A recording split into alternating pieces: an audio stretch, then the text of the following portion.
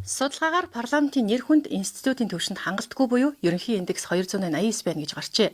Тиймээс улсын хурлын үйл ажиллагаа, хууль батлах үйл явц хэрэгжилтэнд хяналт тавих, хянан шалгах эрх мэдлийг нэмэгдүүлэх ажлын хүрээнд парламентын сурвалжлагч нар илүү өргөн хүрээний мэдлэг, мэдээлэлтэй байх нь чухал юм а.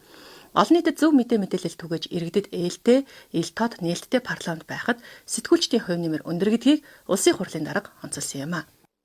Парламентын бодлого шийдвэрийг хэлбэр талаас нь агуулга талаас нь хуулийн төслийн ач холбогдол өр өгөөж зорилго гэдгийг илүү гаргадаг харуулдаг ийм болчих юм бол тэр хэмжээгээр их хурлыг ойлгох ард иргэдийн ойлголт өөрчлөгдөнө.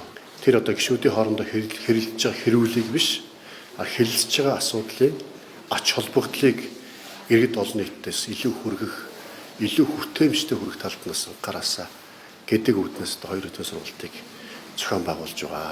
Сэтгүүлчид тухайн салбартаа мэрэгшиж бичиж байгаа салбарынхаа талаар илүү өргөн мэдлэгтэй байж мэрэгжлийн ёс зүйтэй үйл ажиллагаа явуулах шаардлага байгаа учраас сургалтыг зохион байгуулах нь өндөр ач холбогдолтой гэж салбарынхан хэлж байна.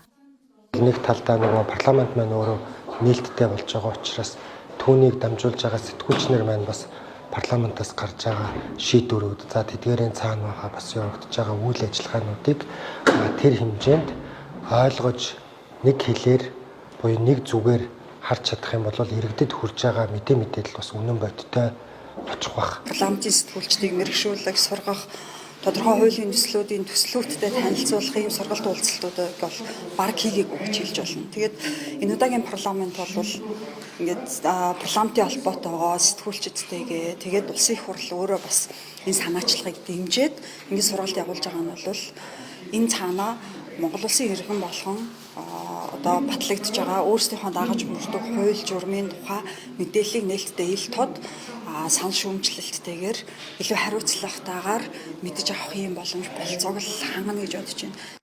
Парламент ба хэвлэл сургалт 2 өдөр үргэлжлэн энэ үеэр үндсэн хууль ба төрийн байгуулалтын суурь ойлголт, хууль тогтоох онол практик, парламентын хяналт шалгалт сэдвийн хүрээнд улсын хурлын тамгын газар, парламентын судалгаа хөгжлийн төв болон хууль зүйн салбарын мэргэжилтнүүд сэтгүүлчдэд онол практикийн сургалт явууллаа. За мөн сэтгүүлчид салбарын мэргэжилтнүүдээс асуулт асууж чөлөөт хэлэлцүүлэг өрнүүлсэн юм а.